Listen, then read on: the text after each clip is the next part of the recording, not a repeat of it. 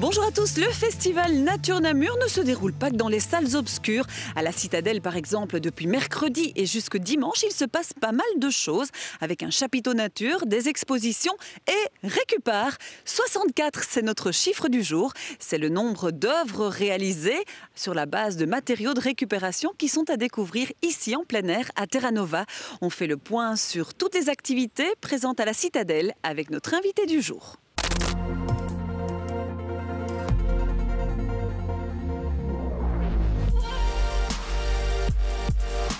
Un deuxième site qui s'ouvre pendant 4 jours pour prendre de la hauteur sur la ville de Namur et prendre un bon bol d'air frais en pleine nature.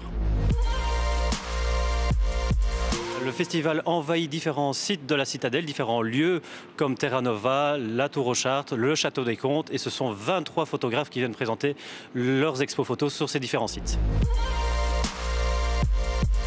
C'est un lieu d'échange, de discussion, c'est vraiment pour rencontrer les acteurs du terrain et proposer différentes actions à faire chez soi. On retrouve différentes associations, différents acteurs de la nature. On y retrouve également quelques expos photos, un lieu de conférence où on pourra échanger, discuter avec différents intervenants nature, et il y a également un petit espace lounge pour se reposer entre deux conférences ou entre deux discussions avec les acteurs de la nature. C'est la nouveauté pour les 25 ans du festival avec des œuvres animalières qui sont fabriquées à partir de matériaux de fabrication et proposées par 14 artistes wallons. Alors on en trouve principalement à l'extérieur, il y en a quelques-unes qui se sont échappées et se sont mises à l'abri à l'intérieur au chapiteau nature, et on peut retrouver également quelques-unes à la Cinépolis pour inviter les gens à monter la Citadelle.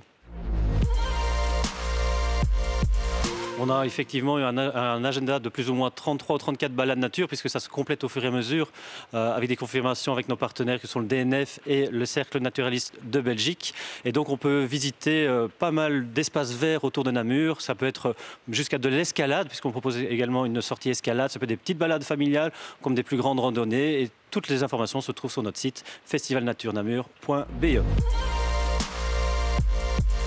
C'est toutes les activités du Festival Nature Namur à découvrir seul ou en famille, puisqu'il y a les œuvres Récupare, il y a des expos photos extérieures également et des animations famille, dont des contes, des ateliers créatifs. Donc voilà, il faut vraiment parcourir l'ensemble des sites de la Citadelle pour passer vraiment un très beau moment en extérieur.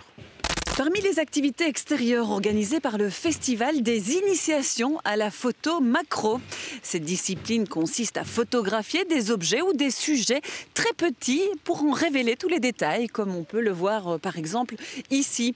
Nos confrères de Canal Zoom ont assisté à cette séance d'initiation qui se déroulait à la réserve de l'Escaille. C'est sous le soleil que cette initiation s'est déroulée, avec des participants qui venaient d'un peu partout. Pour leur prodiguer de judicieux conseils, il y avait Yvan Barbier.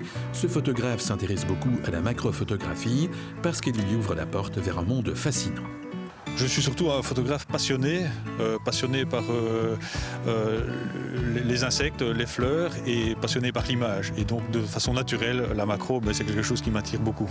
Collaborateur régulier du Festival international Nature Namur, Yvan Barbier coachait ici un public plutôt varié, avec des novices et d'autres qui souhaitent se perfectionner.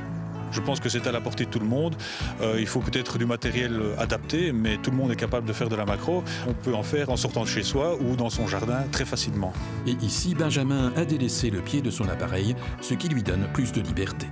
Tu fais la mise au point, tu cadres, mais là peut-être un peu plus haut dans le cadre. Et tu déclenches. C'est de mieux en mieux. Ouais. Le premier conseil, c'est évidemment la patience. Il faut beaucoup de patience parce que les résultats ne sont pas tout de suite au rendez-vous. Il faut bien connaître son appareil, il faut bien connaître les principes fondamentaux de la photographie, l'ouverture, la sensibilité, ce genre de choses. Et puis il faut ouvrir ses yeux, il faut observer, il faut regarder ce qu'il y a autour de soi. Et puis quand le cocktail prend forme, on arrive à faire de la photo sans problème. En pénétrant dans la réserve de l'Escaille, la petite troupe va s'arrêter dans une zone humide, l'occasion d'apercevoir des amphibiens. Mais oui, j'ai passé beaucoup de temps parce qu'il y a plein de petites grenouilles et j'adore les petites grenouilles, les petits amphibiens. Et donc on se met à terre dans la boue et on essaye d'avoir des jolies photos de leurs petites têtes qui sortent de l'eau. Qu'est-ce qui vous plaît dans la macro? Alors j'adore la nature Et je trouve ça fascinant de voir toutes les petites bêtes, tous les petits organismes vivants qu'on peut photographier, qui sont tout petits et puis après qui apparaissent si grands. Et c'est magique en macro, on peut tout voir en grand. Contente d'être venue aujourd'hui. Ah oui, oui, très contente. Très contente, ça vaut le coup. Dans l'agenda pour demain, plusieurs rendez-vous sont à épingler. À 17h, le ciné-débat qui sera consacré au monde minéral avec un documentaire réalisé aux abords de l'Etna et du Vésuve. La projection sera poursuivie par une discussion avec Johan Jans, qui est professeur de géologie à l'UNAMUR. En soirée, 2 rendez-vous à 20h, la soirée Afrique, et à 20h30, la soirée Géant des océans. Passez une très très belle soirée. À demain.